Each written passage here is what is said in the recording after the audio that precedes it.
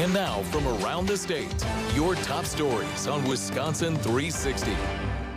Well, good morning. I'm Phoebe Murray. You are watching Wisconsin 360, a daily live stream bringing you a look at developing stories and markets all across the state, plus a live check of your first alert forecast here in southern Wisconsin. Today is May 20th. So let's start with a live look of your top stories. Starting here in Madison, we know that one person and a horse are dead after a truck crashed into a buggy in the town of Willow Springs. This is in Lafayette County. The sheriff's office said this happened just after 4 yesterday afternoon on State Highway 23. Deputies say an Amish buggy was headed north when a truck hit the buggy from behind. 56-year-old Joseph Glick from Mineral Point was identified as the driver of the buggy. He died at the scene along with his horse pulling the buggy. The driver of the truck was not hurt, and this crash is under investigation. A Monroe donut shop is figuring out their next steps after the small business sustained significant water damage from a fire in downtown Monroe last week. The owners say it'll be quite some time before they're back serving up any kind of sweet treat. Kevin and Kelsey Wiesel own Sunrise Donut Cafe. The shop is next door to a pub that caught fire last Thursday and spread to the businesses connected in that historic building. With all the water damage, the couple says they have to do a complete renovation. They also own 3 apartments above the shop, which will need work after sustaining water damage as well there. We have to gut the whole place, so we're going to have to take everything out. And there's some features in this building that go back to the early 1800s, mid-1800s.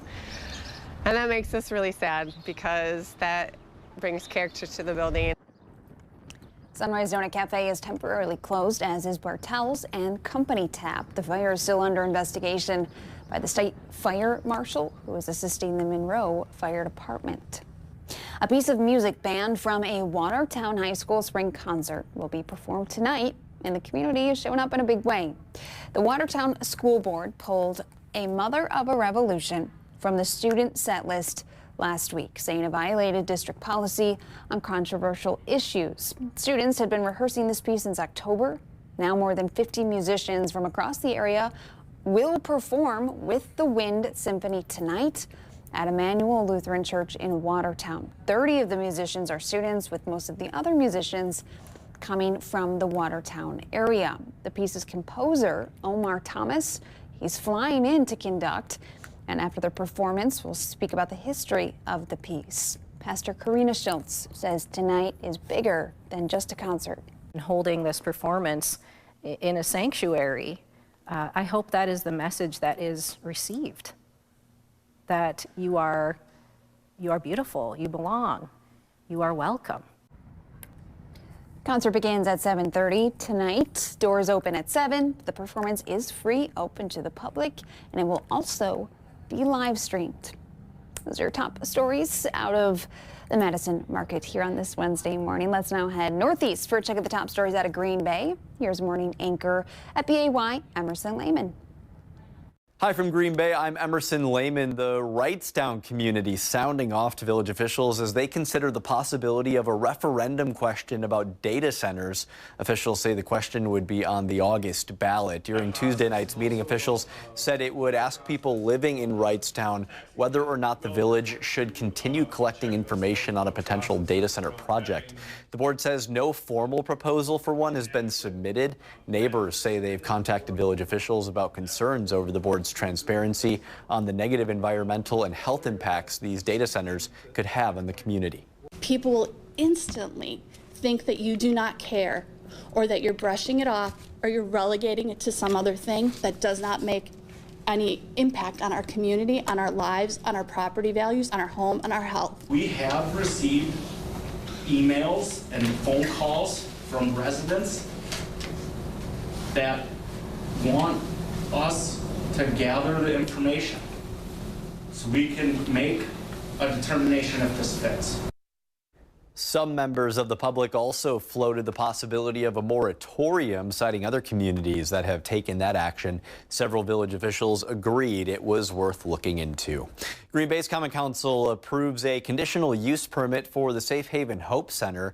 This gives a permanent location on South Jefferson in Green Bay for Safe Haven to run the small, highly supervised transitional living home. Under the operations plan, the home would be limited to 19 people living there and 26 people inside total at one time, with at least one staff member for every 10 residents and a zero tolerance policy for drugs and alcohol.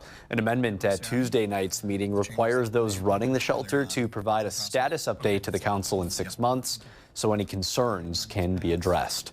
One of Wisconsin's largest farmers markets returns to Green Bay today. 100 vendors will line Broadway this afternoon. They'll be selling everything from fresh produce, when that's in season, to baked goods, flowers, meats, handcrafted goods, anything you can imagine out there. It happens each Wednesday afternoon from 4 to 8, rain or shine.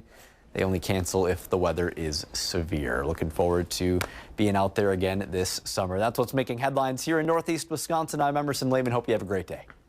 Emerson, thank you. And for more on any of those stories, you can head to their website, WBAY.com. All right, let's head to Western Wisconsin now for a look at today's top stories out of Western Wisconsin from WEAU 13 News. Here's morning anchor Bob Gallagher.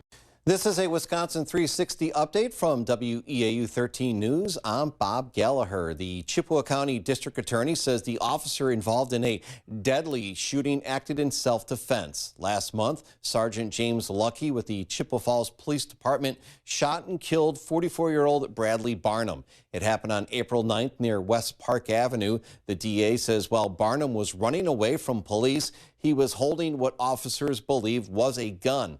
Barnum then jumped over a patio railing, and Sergeant Lucky, who was on the opposite side, shot him. Life-saving measures were used, but Barnum died at the scene. The Wisconsin DOJ says Barnum was holding a BB gun pistol. He had active arrest warrants, including one with a weapons caution, and his toxicology reports showed positive results for meth. The Chippewa County DA says given the circumstances, Sergeant Lucky's actions were legally justified and no further action will be taken. The Barron County Sheriff's Office says a child tragically died after a skid steer accident in New Auburn. The Sheriff's Office says it happened on Saturday. Several crews arrived and attempted life-saving measures. Unfortunately, the New Auburn boy passed away from his injuries. No other details were released. Well, Xcel Energy is stepping up safety measures ahead of Memorial Day weekend at the Cedar Falls Hydro Dam near Menominee. The company says trespassing is up in active construction zones, with people bypassing barriers and walking into dangerous areas. Xcel is adding more no trespassing signs, reinforcing barriers with fencing, and working with local law enforcement on extra patrols. Officials warn trespassers could face citations, and they're urging anglers, boaters, and others to stay out of restricted areas and away from active construction zones. Will city and state leaders continue to debate the challenges of transportation in Wisconsin, from deteriorating roads to failing bridges? The Transportation Development Association of Wisconsin hosted a roundtable discussion here in Eau Claire. Officials say our town roads, city streets, and state highways connect goods, services, and people, but transportation funding has dwindled the past few years. The price of asphalt, which is going up, and other construction materials, the cost of labor. And so really it's about, are we set up to make the investments we need to ensure that we can support our economy for the next 10, 20, 30 years. More discussions are being held throughout the state, with similar events happening in La Crosse, Wausau, Appleton, and Janesville this month. That's a check of your news headlines here in Western Wisconsin. Have a great day. Bob, thank you for that. For more on any of those stories, you can head to their website, WEAU.com. All right, let's head now to Wausau, their market there, Channel 7. Here are morning anchors Aaron and Cassandra. Good morning from Wausau. I'm Cassandra Cepeda. And I'm Erin Taylor. A mobile veterinary clinic is in northern Wisconsin today. And if you have a furry friend in need of a spay or neuter, you may want to stop by. The clinic has a brick and mortar location in Madison where they do all sorts of services. However, they have been going to different parts of the state through their mobile clinic since 2023. The clinic travels to what they call veterinary deserts every month. Their goal is to provide procedures at a lower cost in communities that might lack affordable care. We're finding that a lot of people are avoiding doing spay and neuter because it costs $500 to $900 at local clinics. So we're finding a place where we can keep our lights on and we can be providing a low-cost, affordable service for the communities. The cost is $250 to spay or neuter a dog and $150 for cats. You can also add on other services, including rabies vaccines and microchips, but you must have an appointment. The Central Wisconsin Airport will perform live burn training exercises from 8 this morning until 3 in the afternoon. The live fire training will be done along Highway 153 on the east end of the airport. So don't be alarmed if you see fire or smoke around that area. CWA says the training is required each year. Officials are not expecting any impacts to normal airport operations during the exercise. You can help honor Wausau's unknown soldier during a ceremony today. The soldier was buried in 1930 at Pine Grove Cemetery. Now, we know very little about the man, just that he was a World War I veteran from the Rothschild area. The Daughters of the American Revolution and American Legion Post 10 are putting on the event. It'll start at 1 this afternoon at Potter's Field in the southeast corner of the cemetery. You're encouraged to bring lawn chairs if you go. This event is held every Wednesday before Memorial Day to recognize the soldiers' service. And you can grab a hot meal this morning if you're an active duty service member or a veteran. All Hy-Vee stores with hot food service are offering a buffet-style breakfast starting at 6. You can grab a plate of eggs, biscuits, hash browns, and more. Veterans and service members can also get a free cup of coffee every Wednesday morning this month. A nonprofit wants to help you if you're struggling with addiction. Adult and Teen Challenge of Wisconsin is expanding their services after getting a new building in Wausau. It runs a 4-step program that works with people through their addiction and prepares them for their future. The group held an event last night where graduates of the program shared their stories. I think a lot of times it's the stigmas. People saying you're just an addict, you'll never change, your life isn't worth it. For me, it was people believing in me, people saying that you're loved, you're cared for, and you are worthy. The group will offer 10 to 15 beds for people in the program. They're also helping women struggling with addiction get into their Women's Center in La Crosse. That's a look at the top stories from across north central Wisconsin. Aaron and Cassandra, thank you. For more on any of those stories that you just heard or watched, you can check them out at WSAW.com. That's it for Top Stories on Wisconsin 360. This Wednesday morning, I'm signing off, but stick around. Either Chief Meteorologist Troy Shortino or Delaney Bowles. I'm not exactly sure quite yet. I'm going to head over across the newsroom, check out that live desk, and see who's going to be giving your first lower course forecast. But stick right here. That'll be coming up just after this break in about 2 minutes. Make it a great day.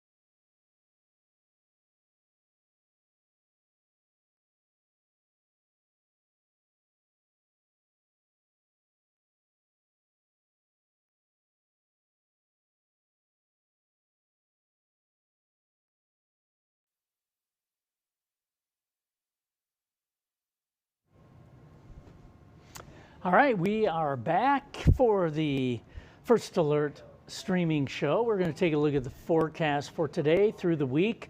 We'll take a detailed look at the weekend forecast, of course, a holiday weekend coming up, and we are going to take a look at the travel forecast. So let's get at it. We'll start with the almanac for today, and the forecast high 61 degrees, 10 degrees below our seasonal average. It is a cool day by seasonal standards, but still feels a little better than it did outside yesterday, as we had cool temperatures, a stiff breeze, and no sunshine. Also a little bit of drizzle and showers throughout the day. All that has moved off to the east. You can see it heading off in this direction. And that rain over the Ohio Valley, cool temperatures over most of the north central part of the country at this point. But only scattered clouds for southern Wisconsin at this time. We currently have 53-degree temperature, north wind blowing at 13 miles per hour, and our dew point down at 44. Pressure is rising, high pressure off to the west of here building in. Here are the current temperatures, and they are mostly low to mid 50s, 49 though in Partyville, and I will tell you it is going to be a very slow climb in the temperatures for today. We will still be in the 50s into at least the early part of the afternoon, perhaps even longer than that. The temperature struggling due to the northerly wind blowing. Now keep in mind, around an area of high pressure, the wind flows in this direction in a counterclockwise fashion. So you can see over in these areas over the plains, the wind is blowing from south to north. You can see the wind particles. But this is this evening, 6 p.m. here in Wisconsin, we are going to have northeasterly wind on this side of the area of high pressure. So that's the reason for the cool conditions, because the cool air is coming in from this direction and rotating all the way back around into southern Wisconsin. Now, as the ridge begins to drift off to the east of here, which will take place by tomorrow morning, now we do the same thing, flow around a ridge clockwise. So we are now into more southerly flow. Maybe not initially, but by afternoon we will have the southerly flow, which will at least signal some changes. The real warm air is still going to be situated back here over the plains, but it will shift into Wisconsin as we move through the end of the week and especially into the upcoming weekend. Friday morning, note the rain back here, back over the plains. This is a disturbance that's going to make its way in, and it will head in this direction. It's not a fast mover, but it is going to move toward the state of Wisconsin. We could have a shower or two Friday afternoon. The bulk of our rain, though, is going to come Friday night, with that rain tapering off as we move into Saturday morning, and then the rest of the weekend is looking dry. So today's forecast, 61 the high, highs low to mid 60s for pretty much all of southern Wisconsin. Lows dipping into the 40s, low 40s in a lot of spots, even some locations to the north of here, only in the upper 30s for low temperatures. So yeah, a chilly morning in that direction. So here is the 7-day. 61 the next couple days, 10 degrees below average. 64 Friday, still below average by 7 degrees, but we're getting a lot closer Saturday, near to slightly below average readings. You can see our slight chances of precipitation for Friday and Saturday, but again, the bulk of that rainfall is going to be coming in Friday night. As we move toward Memorial Day, 77 the high temperature Sunday, 82 Monday, all the way up to 87 degrees for the high temperature on Tuesday. So some very summer-like weather coming in as we head toward the unofficial start of summer, which is Memorial Day. So that is your forecast. We're going to take a closer look at the weekend forecast Plus, we will take a look at the travel forecast coming up after a short break.